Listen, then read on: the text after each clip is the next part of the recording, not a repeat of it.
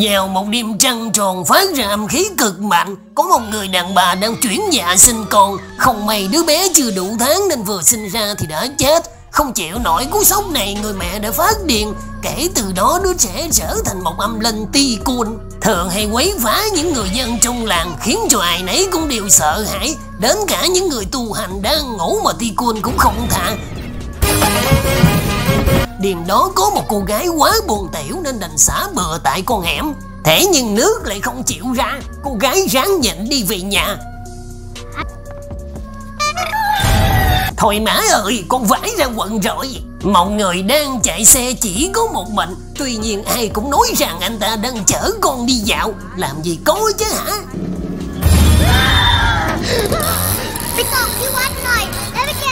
Người đàn ông này có mưu đồ xấu, lén lút nhìn trộm một cô gái đi vào nhà thay đồ.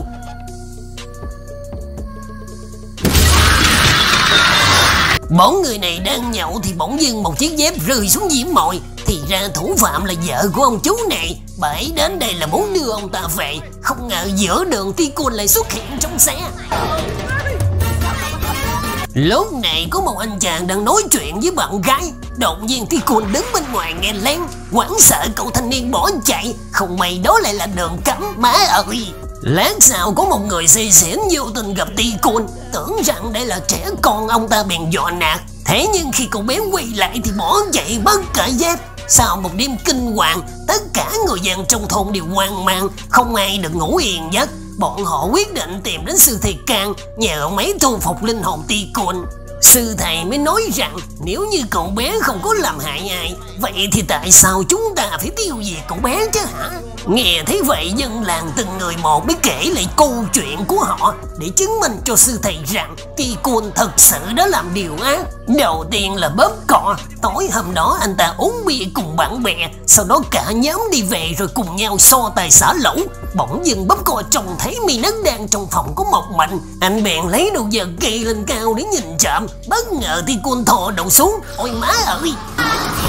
Vậy ra mày là thủ phạm đã nhìn trộm vợ tao. Thế là bóp cò bị chồng của Minet dần cho một trận no đòn. Đến cả sư thầy cũng không thể can ngăn. Hay dạ, vậy là cậu bé mà đâu có làm chuyện ác chứ. Nghe thấy vậy chị Mém mới kể ra câu chuyện của mình. Tối hôm đó cô ta đang vui vẻ xem tivi thì đột nhiên Tikkun xuất hiện trên mái nhà.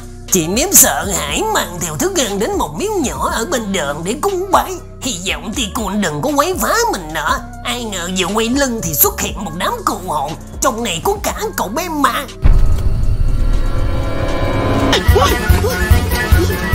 Nếu vậy Tikkun cũng đâu có làm chuyện ác chứ. Lúc này Châm Rai mới kể ra câu chuyện của mình.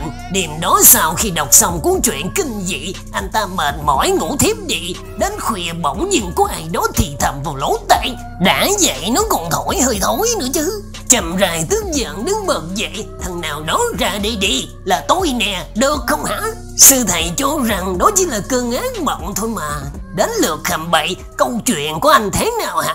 Tối hôm đó trên đường đi về nhà, Khầm Bậy ngẫu hứng hát lên một khúc nhạc giữa đêm khuya. Bỗng dưng có ai đó đáp lại lời của Khầm Bậy.อย่าให้พี่หลงรัก Má ơi, sao ghê vậy? Trong lúc giật độ, anh tiếp tục cất lên giọng hát. Cậu bé ma vẫn đáp lại rất trong trẻo. ลูกพระจันทร์ตกน้ำตกในยามราตรี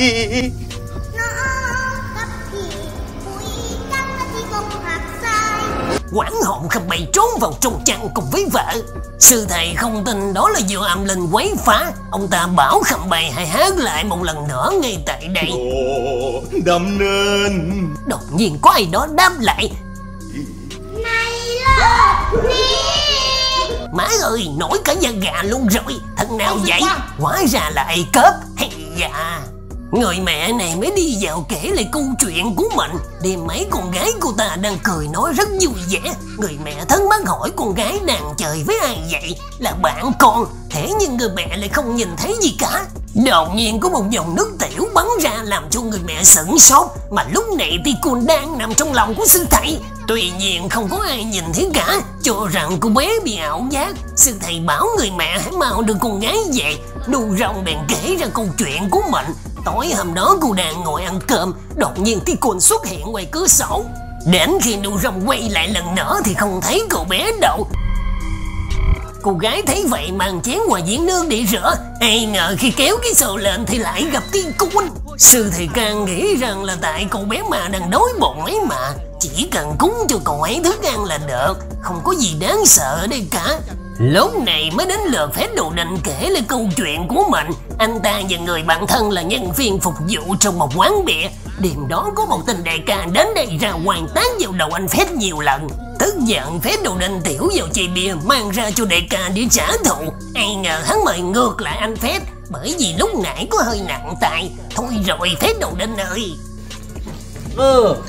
Đến khi hết giờ làm, người bạn mới nói rằng nếu ai mà uống nước tiểu của chính mình thì ban đêm sẽ gặp ma. Phép Đầu Đinh tự tin bản thân không sợ ma quỷ. Anh thản nhiên về nhà tắm rửa rồi đi ngủ.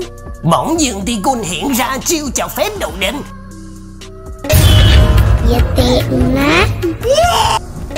Anh đã nói là không sợ tôi cơ mà.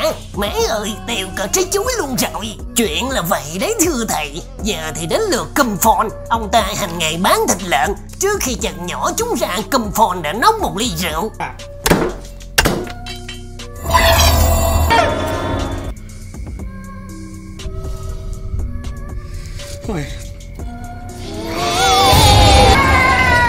Hay dạ, chắc là ảo giác thôi mà, không đáng sợ bằng câu chuyện của chúng tôi đâu sư thầy. Đêm đó cả nhóm đang tập trung chơi bài cười nói vui vẻ. Chị Pha thì mua đồ ăn khuya, vô tình bị đám thanh niên trêu chọc. Họ cho rằng với diện mạo của chị Pha đến cả ma cũng phát khiếp. Buồn tuổi, chị Pha chạy về nhà gặp nhóm bạn. Bọn họ tiếp tục chăm chú vào giảng bài.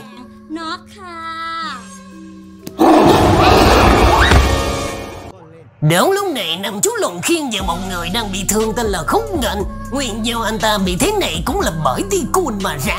Thường ngày Khúc Nghênh ra đường hay bị người dân trêu chọc về chiều cao. Họ xem anh như là một đứa trẻ mới lớn, không chịu nổi sự xúc phạm. Khúc Nghênh quyết định bồi phấn lên người giả trang thành cậu bé ma. Anh ta muốn hù dọa trả thù những người đã giễu cợt mình. Thế nhưng lần nào cũng bị dân làng đánh đập và hành hạ, bởi vì họ nhận ra đây không phải là Tikkun.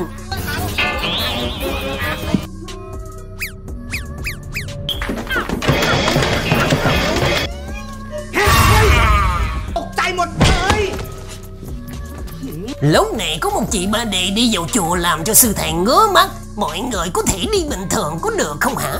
Đêm đó chị Ba Đệ lén lút hẹn hò với một người đàn ông, không may bị dướng bộ tóc giả. Chị ta đành phải chui vào một bẫy rậm. Đến khi hai người định ăn cháo thì cậu bé ma xuất hiện. Sau khi nghe tất cả dân làng kể lại câu chuyện của mình, sư thầy Can vẫn thấy rằng Tikkun không hề làm điều ác. Tuy nhiên ông cũng muốn gặp cậu bé ma để hỏi cho ra lẽ tại sao lại đi quấy phá người dân. Tối hôm đó bọn họ cùng nhau tập trung phía sau chùa. Lúc này sư thầy mới triệu hồi Tikkun xuất hiện. Trông thấy đông người, cậu bé liền hóa thành quỷ dọa cho ai cũng sợ hãi. Sư thầy tức giận bảo ai cướp vào trong lấy bình hầu lâu ra để thu phục Tikkun. Cậu bé bèn hóa thành khổng lồ và nói rằng chiếc bình của ông có to hơn thế này không hả? Thầy ơi, con tè ra quần luôn rồi. Sư thầy liền quát mắng Tikkun, đây là nơi thánh địa, nếu làm chuyện sằng bậy sẽ bị trời phạt. Thế là cậu bé liền trở về nguyên hình. Sư thầy mới hỏi lai lịch của Tikkun và hỏi tại sao lại đi quấy phá dân làng. Cậu bé trả lời đơn giản hồn nhiên là vì thích thú khi nhìn đám dân làng bỏ chạy. Thế bố con đầu mà không dạy dỗ con làm điều thiện, hắn ta ở ngay đây thôi, chính là sư thầy đó. Thì ra năm xưa trước khi tu hành, ông ấy đã từng làm ăn thất bại mà phá sản. Người vợ tức giận đánh đuổi sư thầy đi. Sau đó bà ấy vì sinh non mà Tikkun đã chết ngay khi vừa ra đời. Đúng lúc này người mẹ cảm ứng được con mình nên liền chạy đến đây gặp Tikkun. Thế nhưng thần trí bà ấy vẫn không được bình thường. Sư thầy thấy vậy mới bảo dân làng đưa bà ấy đi, tránh đi cậu bé mà luyến tiếc hồng trần mà không đi siêu thoát. Giờ thì Tikkun đã gặp lại cả cha lẫn mẹ, xem như là gia đình đã sum họp đoàn viên. Nghe lời sư thầy, cậu bé đi trở về âm gian. Dân làng thấy vậy nên tỏ ra vui mừng, từ nay sẽ được sống yên ổn, không bị ma quấy phá nữa. Tuy nhiên họ đã lầm, Vẫn còn rất nhiều anh linh đang dất dưỡng ở đây. Hơn nữa chúng đều là trẻ em cơ nhở bị cha mẹ bỏ rơi. Bộ phim đến đây là hết rồi. Nhớ like và subscribe nhé anh em. Cảm ơn anh em đã quan tâm và theo dõi. Tạm biệt anh em.